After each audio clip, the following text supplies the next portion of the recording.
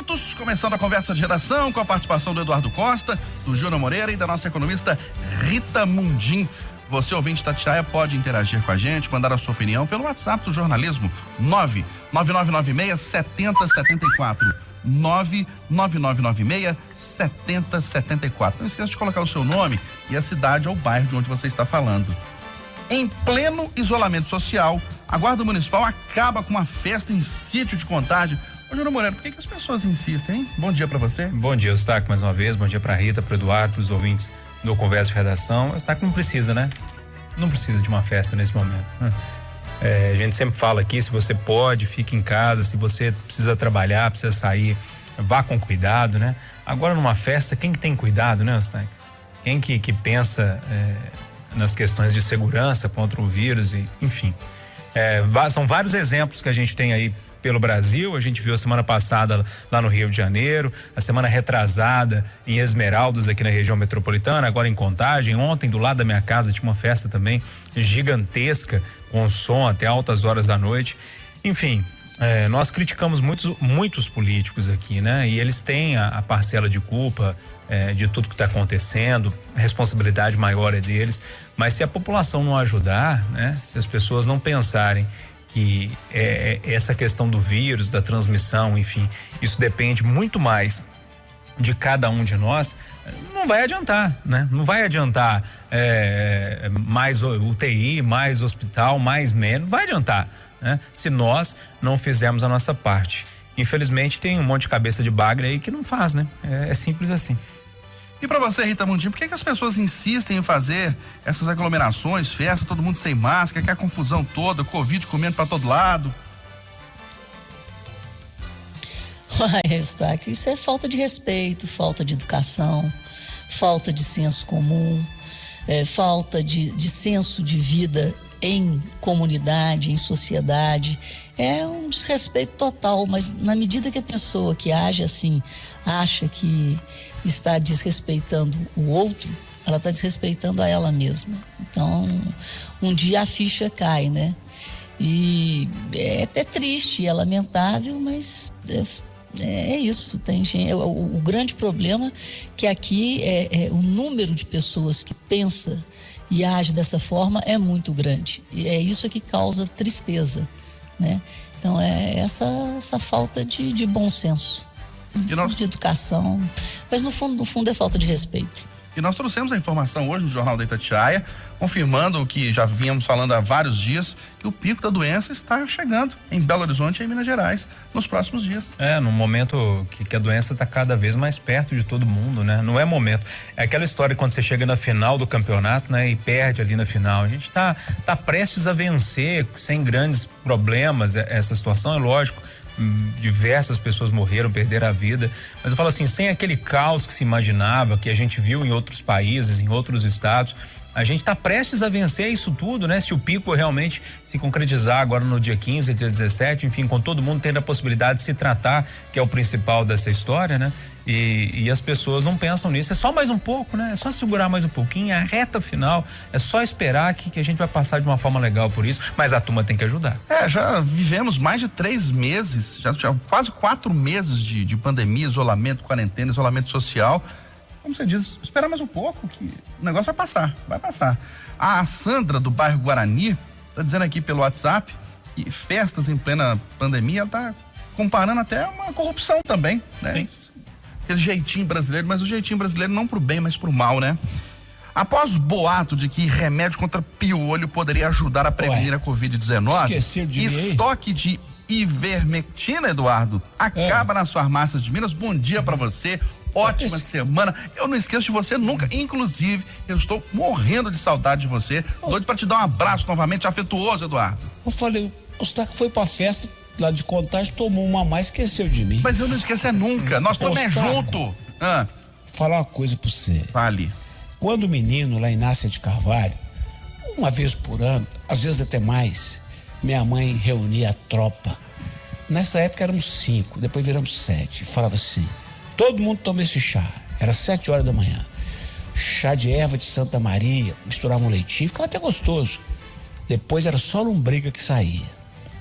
Depois de adulto, casado, Minha mulher, de vez em quando, reúne todo mundo e fala assim: hoje todo mundo vai tomar Zentel. 15 dias depois, todo mundo vai tomar o outro Zentel. O Zentel e a erva de Santa Maria são o que chamam de vermífugo, que eu conheci na Inácia de Carvalho como lombrigueiro. A ivermectina, eu andei conversando, assistindo a palestras de médicos pró e contras. E vou te dizer com a sinceridade que eu procuro ter aqui no rádio, com os ouvintes, que o que eu vou falar em seguida não é uma receita, hein, gente? Não é uma recomendação, pelo amor de Deus. O que os médicos estão dizendo é que não funciona. Agora, eu cheguei à seguinte conclusão, senhor Eustáquio. Se é um vermífugo, se eu tenho uma filha em casa que entende que ela olhou a bula, não tem efeito colateral além de uma corridinha pro banheiro, se for o caso. Por que eu não vou tomar?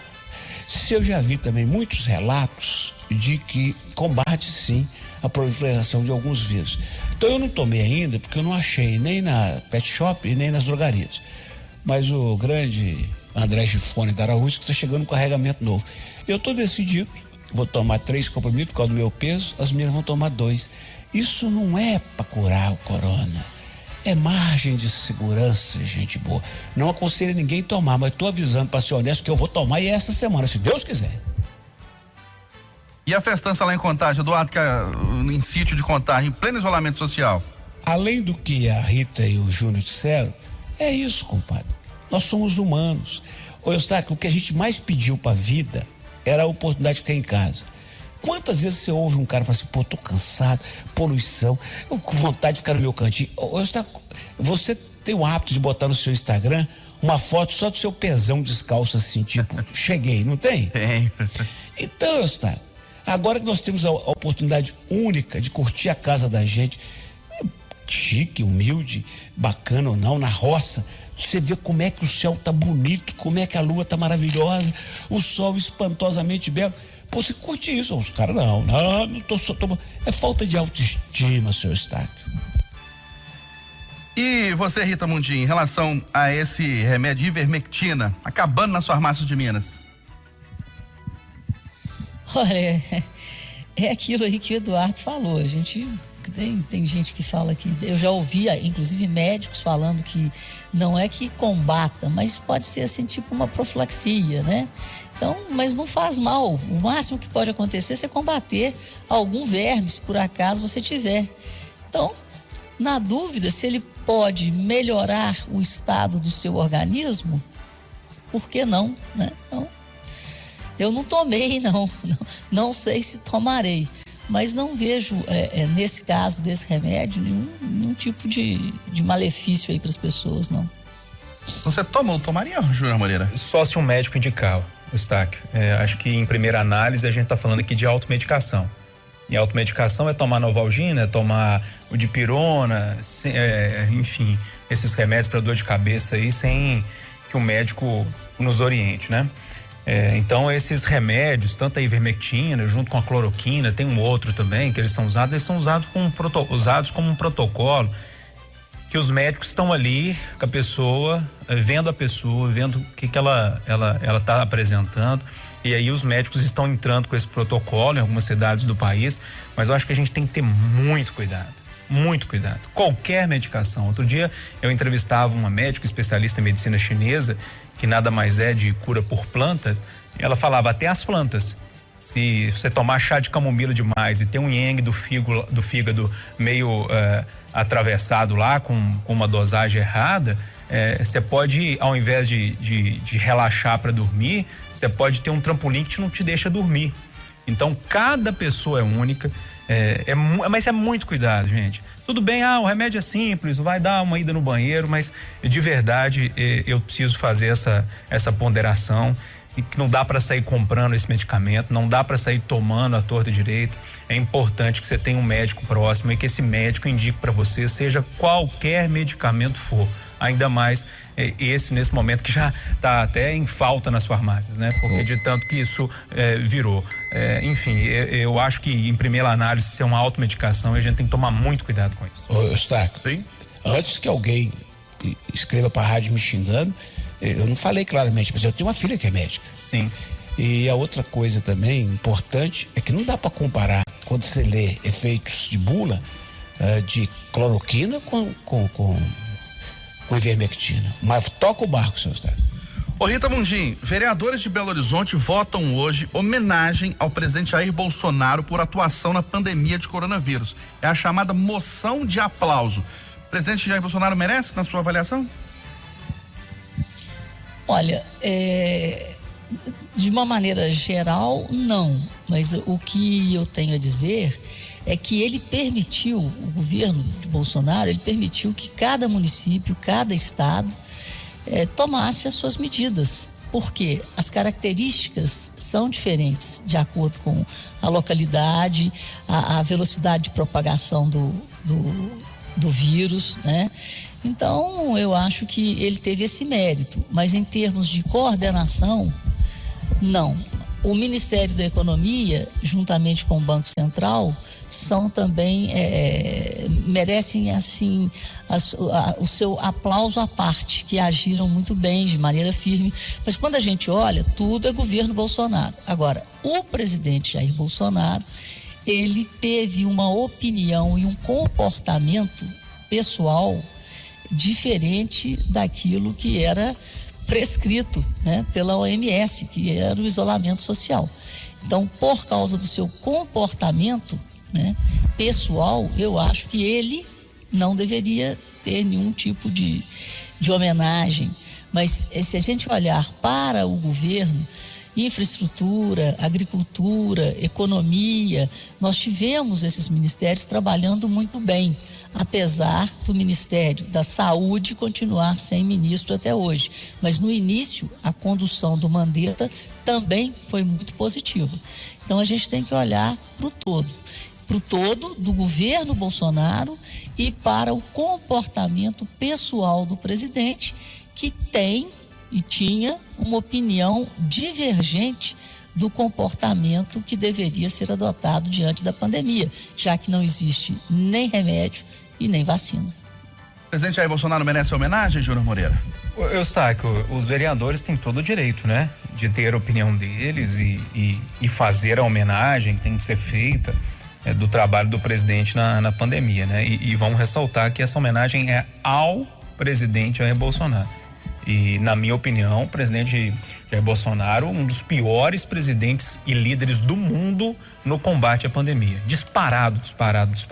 No mundo democrático, né? No mundo democrático. Mas os vereadores têm todo o direito de fazerem homenagem. Eu só não sei e fico me perguntando se era o momento para isso, de fazer mais política em cima de um assunto como esse, né? Não seria mais importante, por exemplo, os nossos vereadores aqui de Belo Horizonte arrumarem uma forma de fiscalizar o transporte público na capital, que está andando abarrotado aí para baixo, para cima, que é o grande gargalo nessa questão da pandemia? Não seria mais importante os vereadores se unirem de uma forma ou de outra e ajudarem nas discussões aí para a reabertura da cidade, propor, discutir assuntos? Não seria mais importante, por exemplo, ao invés de uma reunião durar apenas 10 minutos na semana passada por falta de quórum, eles discutirem coisas da pandemia, do que terem que votar uma moção de aplausos ao presidente da República? Eles têm todo o direito de querer fazer política, até porque a gente está aí prestes a começar a eleição, né? Isso tem a cara de início de eleição.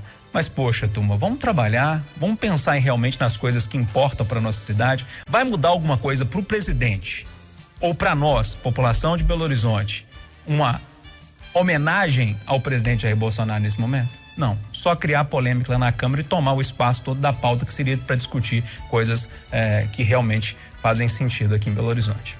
Os vereadores que propuseram essa homenagem estão certos, Eduardo Costa? O presidente Jair Bolsonaro merece a homenagem? Deixa eu te falar, se eu estivesse lá, eu não votaria a favor, mas em sendo aprovado, eu estaria lá no dia da homenagem a ele e o cumprimentaria respeitosamente. Isso é da dinâmica do Legislativo, Eustáquio. E as homenagens são sempre muito questionáveis. Há 60 anos, 40 mais 20, há 60 anos, Jânio Quadros, então presidente, condecorou Che Guevara. A direita xinga até hoje. 4 anos atrás, Lula recebeu o título estadual de Minas Gerais no ambiente de pega fogo na Assembleia. Isso faz parte. É aquele cara que tem um lado provocando o outro. Isso faz parte. Tem coisa mais importante sendo discutida na Câmara que a gente precisava de repercutir. Ontem eu ouvi uma entrevista do Loli no nosso programa especial de domingo com a Bela Gonçalves, que eu vou ver se convido a participar hoje comigo 1 hora no Chamada, em que a Bela dizia que derrotaram um projeto lá porque a turma da bancada evangélica não concorda com a palavra gênero para aqueles que são LGBT. E ela perguntava, então eu que sou lésbica sou o quê? Que coisa que eu sou? Eu acho que isso é muito mais grave. E isso é que demanda uma análise de comportamento da nossa Câmara Municipal, que eu aprendi com o ex-vereador Zé Brasil e insisto sempre, Eustáquio, lá nada me assusta porque é a casa do espanto. Eduardo Costa, o Brasil começa a semana sem ministro da Educação. O ministro né, Carlos Decotelli, inclusive colocou no currículo dele e ele foi ministro da Educação, 5 dias. Não, eu estou a favor de não ter mais. Não ter. Você lembra que quando começou o governo Bolsonaro, eu falei, tem uns ministros bons aí, mas tem uns esquisitos. E eu citava o das relações exteriores, a Damares e o tal do Vélez. O Vélez caiu, ele era esquisito. Veio um alarmante, né? O Van Traub. Agora chegou esse outro, e eu dei o maior moral, falei, gostei desse pretinho, competente, currículo bacana. O currículo dele é todo falso. E ele ainda sai do cargo sem ter sido e ainda põe que foi ministro. Então, o presidente Bolsonaro, já que o Brasil inteiro está palpitando, deixa eu dar meu pitaco. Põe ninguém não, deixa quieto. E aí, Rita Mundim, por que em 1 ano e meio de governo, 3 ministros da educação e agora o ministério sem titular? O secretário de Educação do Paraná negou o convite do presidente Bolsonaro? Pois é, eu acho, a gente tem que olhar para trás também, porque a educação no Brasil não vai bem há muitos anos. Então, coisas foram feitas, investimentos foram feitos em equipamentos, na construção de novos campi, na construção de escolas técnicas, mas o nível da educação no Brasil, o PISA mostra isso, é terrível. Então, alguma coisa tem que ser feita e tem que ser feita uma reforma estrutural na qualidade da educação brasileira. Então, a gente tem que ter bom senso e agora, depois desses ministros que passaram, eu espero que o presidente Jair Bolsonaro tenha muito critério na escolha do seu ministro. Esse Feder, que é secretário, né, da Educação do Paraná, me parecia uma boa opção. É preciso de muita gestão, e é preciso de transparência e diálogo, né, com as academias, é preciso pensar, é como se a gente tivesse que fazer uma revolução da educação no Brasil, porque o que vem sendo feito nos últimos 30 anos é lamentável, né? A qualidade do ensino só tem piorado. Vamos aguardar aí um nome. Nossa, atropelei a Rita, desculpa. Eustáquio, sim? Quando a Rita acabar, se eu deixar, eu preciso da parte número 2. Pode ir, por favor. Mais algum ponto? Vai lá, Eduardo. É com você, Eduardo. Não, Eustáquio, o rádio é isso, a gente fala as coisas muito corridas e não se faz entender. Aí alguém pode entender que eu estou defendendo que o Ministério fica acéfalo, sem comando. Não. O que eu quis dizer é o seguinte, nós temos bons técnicos do governo federal, mas ótimos. Aqui de Minas tem 2 ou 3 ex-secretários de Educação que eu recomendo fácil. Algumas, então, uma delas até lá. Então, não é que eu estou falando para o Ministério ficar acéfalo, não, viu, gente? Eu estou falando o seguinte, não põe ministro, não, que aquele é decorativo, deixa a turma de técnicos trabalhar. É isso, viu, senhor Júnior? Pois é, Júnior, e nós estamos sem ministro titular, por exemplo, na saúde há 50 dias. Estamos com o interino depois da saída do Nelson Tais, 50 dias sem ministro titular na saúde e agora esse vai e vem na educação. Pois é, Eustáquio, se tem 50 dias sem ministro da Educação, temos 1 ano e meio, da saúde, temos 1 ano e meio sem ministro da Educação, né? Porque Vélez foi ministro da Educação, o que ele fez? Ele pensou em Fundeb? O que ele organizou lá no Ministério? Weintraub fez alguma coisa para a educação? Para a briga, para as confusões, ele fez muito. Ele fez para a educação, tentou um plano ali do tal, chamava Futuro, isso não foi para frente, nada ia, ficou uma briga danada ali, ideológica, que me incomoda muito, sabe? No momento que a gente precisa pensar na retomada das aulas, como é que isso vai ser, que agora é uma situação, a gente nunca viveu isso. Precisa de alguém que a gente precisa de realmente alguém que pense essa história, como é que isso vai ser organizado. A gente precisa pensar no Fundeb, gente. Está na berlinda aí, ó. Isso leva dinheiro para as prefeituras para financiar o estudo lá na ponta. A gente precisa de pensar em quem vai reorganizar esse Enem. O Enem é importantíssimo, né? E a gente não tem quem vai organizar, quem vai assinar isso tudo, sabe? Sobre o Feder, coitado, ele ficou com medo, né? Depois que jogaram o nome dele na mídia na sexta-feira, o próprio presidente faz isso, né? O modus operandi do presidente é falar qual que ele vai indicar ali e espera vir um bombardeio para ver o que vai acontecer, né? O único que ele não fez isso foi com o Decoté, né? E aí depois a gente descobriu. Então, é a forma que o presidente Bolsonaro tem de fazer. Ele ficou com medo, porque foi ataque de sexta-feira até ontem da área olavista do governo, né? Imagina como é que esse cara falou, eu vou entrar lá, eu vou ficar um mês nessa história, né? E o perfil do Feder é um perfil interessante, um perfil técnico, um cara que é professor. Tem muita gente que concorda, tem muita gente que discorda, porque diz que ele escreveu um livro lá quando tinha 20 e poucos anos, que defendia o fim do MEC, mas a pessoa muda de opinião, né? E é um cara que já tem experiência também na área política, foi empresário da área, ainda é sócio de algumas empresas da área. Enfim, era um nome que fala assim, poxa, esse cara aí pode organizar o que a gente pensa de futuro para a educação. E simplesmente mais um que desiste. E aí meu medo é que apareça um outro Vélez ou um outro Weintraub aí nessa esteira do Ministério da Educação. Fico torcendo para que isso não aconteça, mas eu tenho muito medo com essa força que a área olavista do governo tem. Eduardo Costa, os bombeiros afirmam que devem retomar até o início de agosto as buscas pelos corpos de 11 vítimas que ainda estão desaparecidos no desastre da Vale, em Brumadinho. Os bombeiros prometeram que o trabalho só terminaria quando a última vítima fosse identificada. Pode até não acontecer isso, mas eles vão evitar todos os esforços. Os bombeiros merecem crédito. A pandemia vai dar uma trégua, eles vão voltar e essas famílias enlutadas vão pelo menos cumprir o ciclo de sepultar seus queridos. Eu ponho fé.